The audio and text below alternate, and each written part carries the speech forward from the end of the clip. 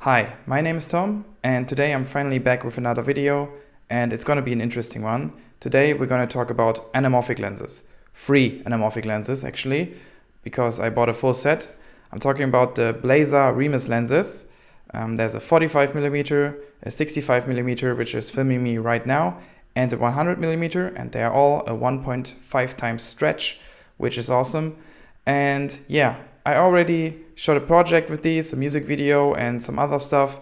So I'm gonna just show you some footage for now, and after that I'm gonna give you my thoughts as always, and what I like, what I don't like, and what I love. There's a lot to love about these, so stay tuned and enjoy.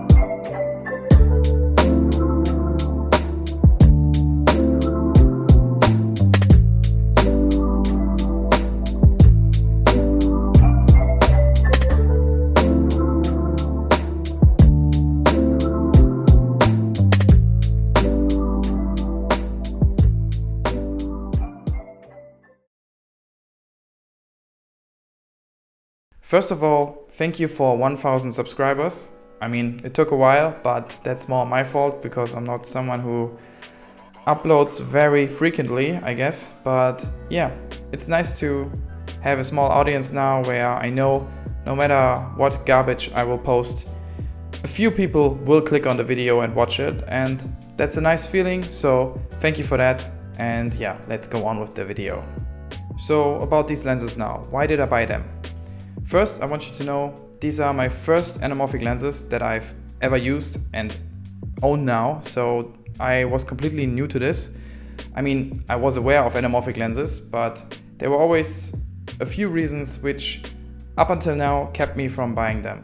The first obvious reason was of course pricing, because anamorphic lenses up until recently, especially the ones I was always interested in, were not in my price range, like at all. I mean, there are a lot of anamorphics. You can easily find anamorphics that are more expensive than most prosumer cameras, or even higher end cinema cameras are cheaper these days than some anamorphic lenses still. So this was always out of my league and pretty much impossible.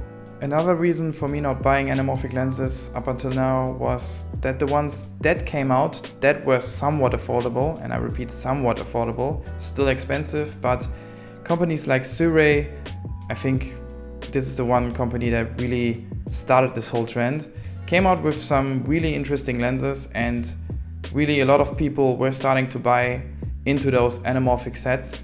But there were always a few reasons where I really just didn't buy them in the end.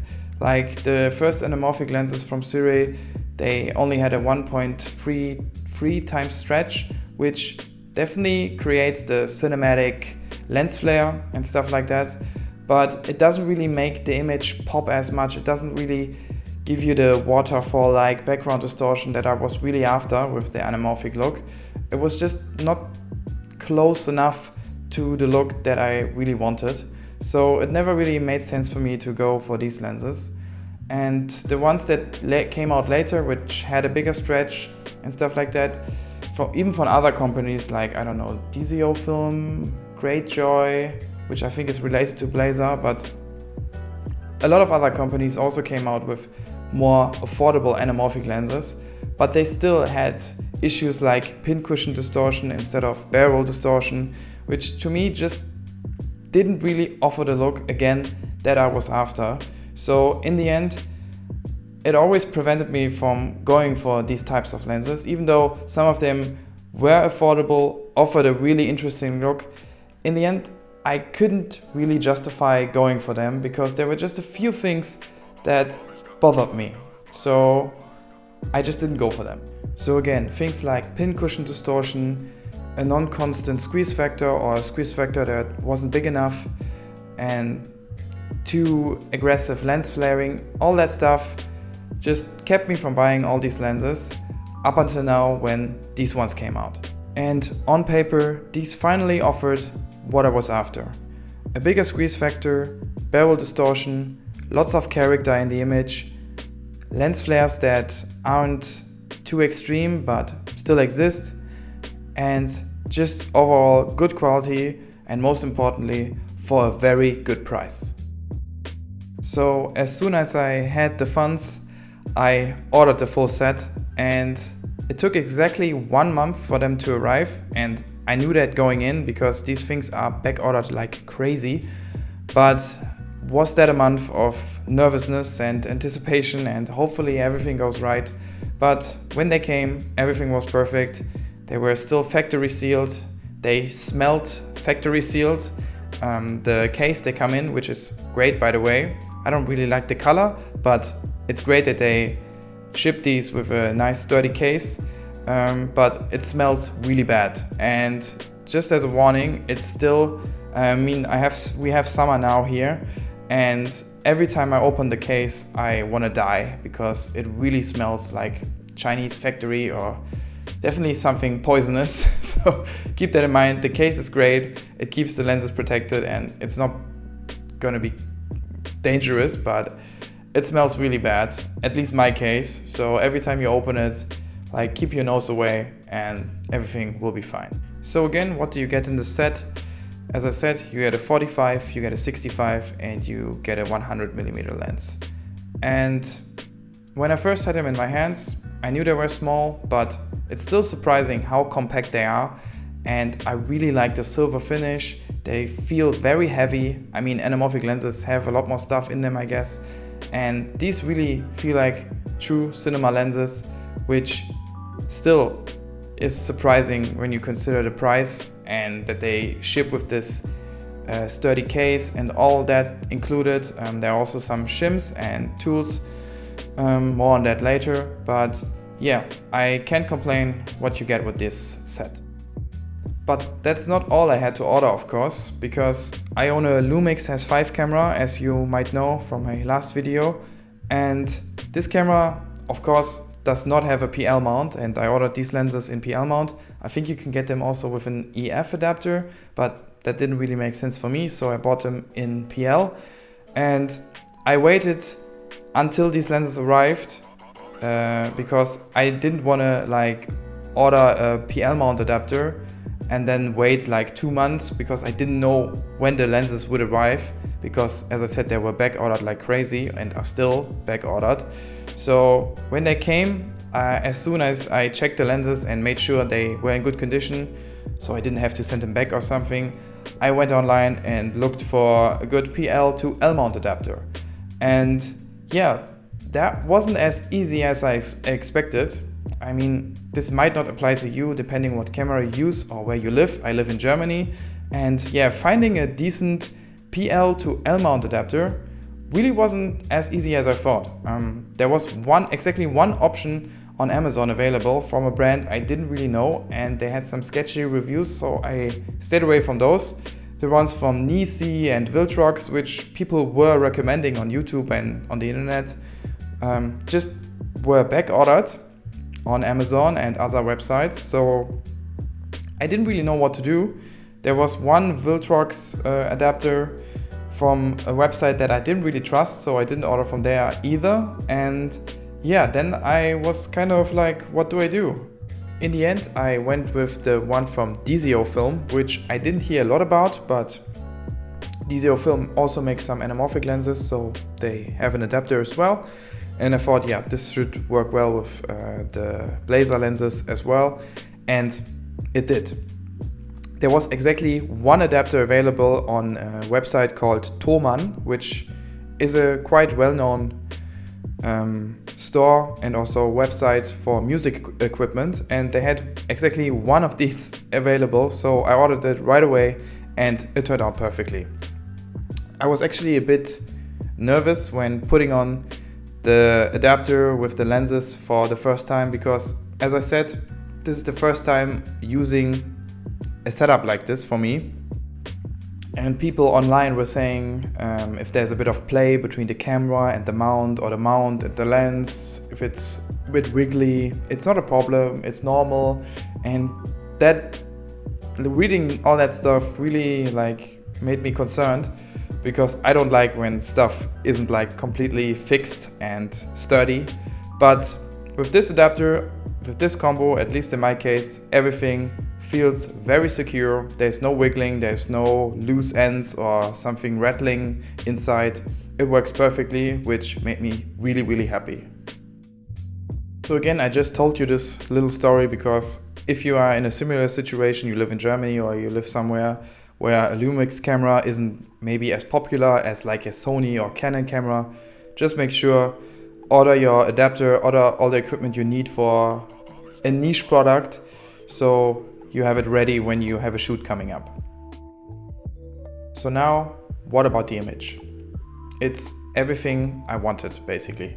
We all know about these clickbait titles like this camera or this lens or this equipment thing will turn everything into a movie. This will make you a Hollywood star. And for me, really, these lenses are kind of the missing link.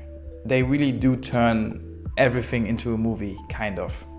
I mean, I'm not saying when you use these lenses, everything is on easy mode and Hollywood is gonna call you tomorrow, but when you use these lenses, when you look at the image, when you look what it does, this really truly feels like cinema. This is really cinematic. I know the word is overused, I know I say it in every video, but this truly is something that really I couldn't achieve before I knew about these lenses, because this is really the look of something high-end. This is the stuff that only high-end music production, high-end commercials and Hollywood movies really were able to get. And up until recently, people were only really able to fake this anamorphic look with digital lens flares or using weird adapters and stuff like that. But these lenses, they really are the real deal. They really are it. They really are the look that you only really see in movies. And that's just fantastic. And I already know there will be some expert in the comments saying this has nothing to do with the cinematic look or something like that. Most films are shot on spherical, or a lot of films are shot with lenses that have nothing to do with anamorphic. And that's all true. I know that. And I'm not saying you should use these lenses on every project or stuff like that. But just the look, the feel, the chromatic aberration, the fringing, the waterfall bokeh, the stretched lights, all that stuff just looks freaking awesome. It just looks great, and that's the reason I wanted these lenses. And I know it's not everything. I know it's not like the solution to every problem, which includes like lighting, great sound. Cinema is so much more than just lenses or cameras. Cinema is everything: acting, sound design, makeup. I mean, there's so much other stuff that I'm forgetting about, but this is just one aspect. But this is again just something that really wasn't possible before at this price range, and that's why I really want to preface this, why I think this is so special, because it really is something that wasn't available to us, and now we got it, and that's great. Now we got another thing in our toolbox that we can use to create something great. Now let's take a closer look at these lenses individually, starting with the 100mm, which is definitely the softest out of the three, but it's not a problem. It goes up to 2.8. All the other lenses, you can open them up all the way to 2.0. But honestly, I wouldn't shoot any of these lenses completely wide open because it's just too soft for most cases. I mean, it's definitely a look, but all the characteristics of these lenses really get too strong at the widest aperture. But as soon as you close them down a little bit, they sharpen up real quick. At 2.8, yeah, the 100mm is too soft, but at 4.0 it's completely fine, and for 100mm that's still a lot of bokeh and more than good enough. And here you can see the 65 all the way open, also a bit soft but already sharper. At 2.4 it already sharpens up quite a bit, and at 2.8 already looking great, and 4.0 you can't go wrong.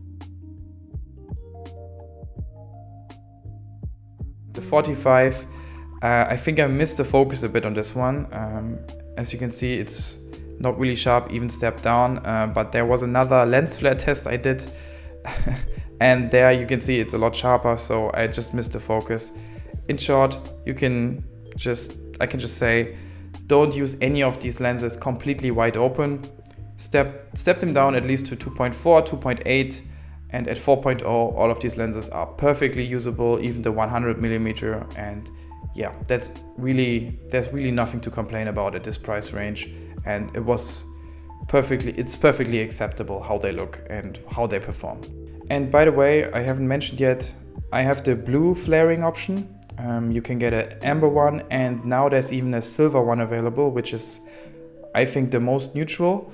But to be honest, I just really like the blue flaring, and when I used it in a music video project that was quite run and gun with a lot of mixed lighting, I actually realized these are still quite neutral. I was actually quite surprised how neutral they are. So depending on what flaring you get, in the end, I don't think you can really go wrong with any option, because they will take on the color of lights which have a strong color in itself.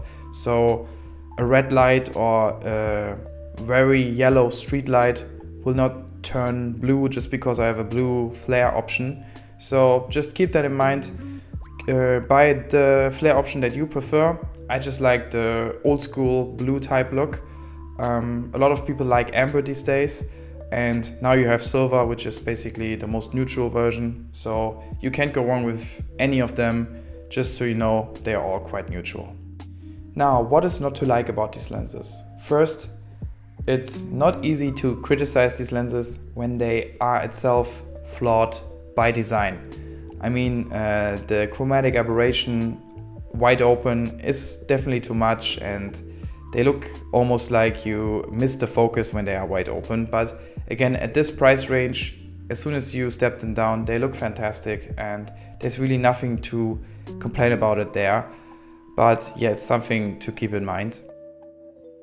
And again, I haven't shimmed these, which means you have to precisely measure them with like a projector or have it professionally done, where they are really working perfectly in sync with the setup that you have. So far I didn't have time to do that, and I didn't really want to bother with it.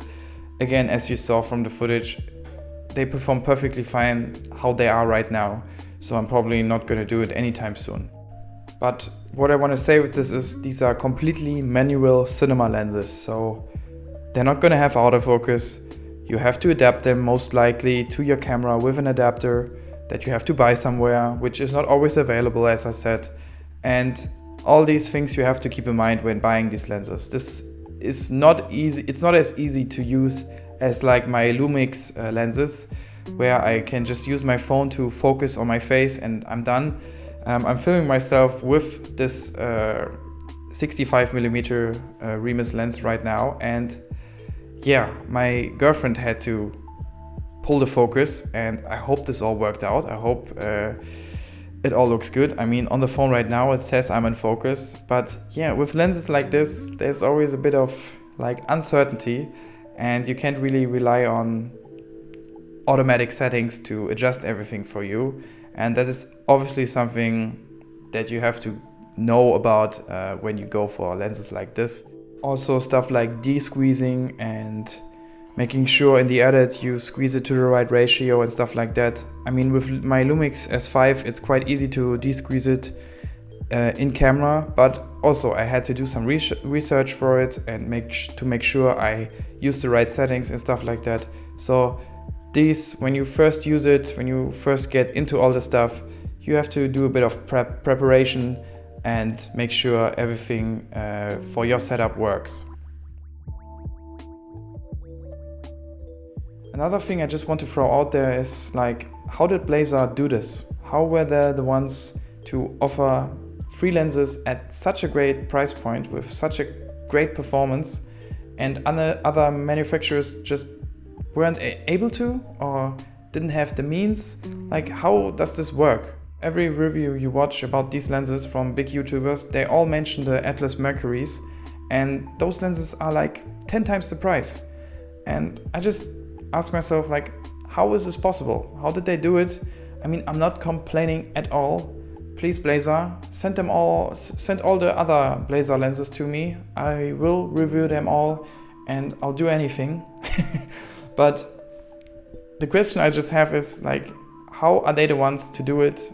How were the other ones not the ones to do it? How is it possible for this company to offer them at such a great price point with this performance?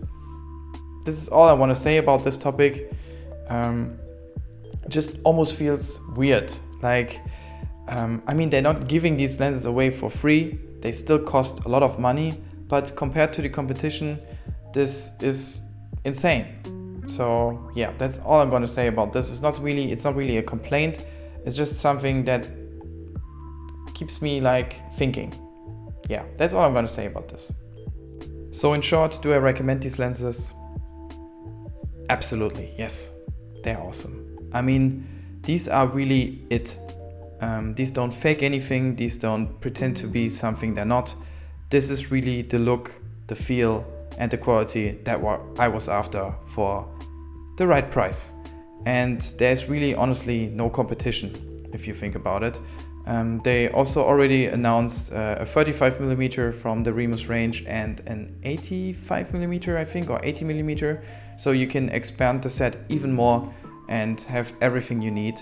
There's also the Blazar Katos coming out, which have a 2x anamorphic stretch, which is even crazier. But these only really make sense if you have a camera that allows open gate recording, so you can really take advantage of like the height of the sensor, which is important when you shoot anamorphic. So for now, I'm happy with these three I got. And if Blazar wants to send the other ones to me, I will happily review them. Already stuttering from being excited. So yeah, if you want to send them to me, or if someone wants to send them to me, please do. I'll make a video. But yeah, for now I'm happy with these, and yeah, there's really nothing you can complain about. These are awesome, these are affordable, these are it. That's all I can say. Anyway, that's it for this video. I hope this was interesting to you as always. If it was, leave me a like, subscribe to the channel, and yeah, there will be a new video coming sometime soon. Definitely sooner than the last one, because this really took a long time. But yeah, now I'm here almost at midnight recording this video, trying to get it out to the world, how great these lenses are. I mean, I'm not the first one to tell you about it, but yeah, I just want to get this video out now. And yeah, again, subscribe, like the video, write me a comment, and I'll see you in the next one. Bye bye. And I hope I'm in focus.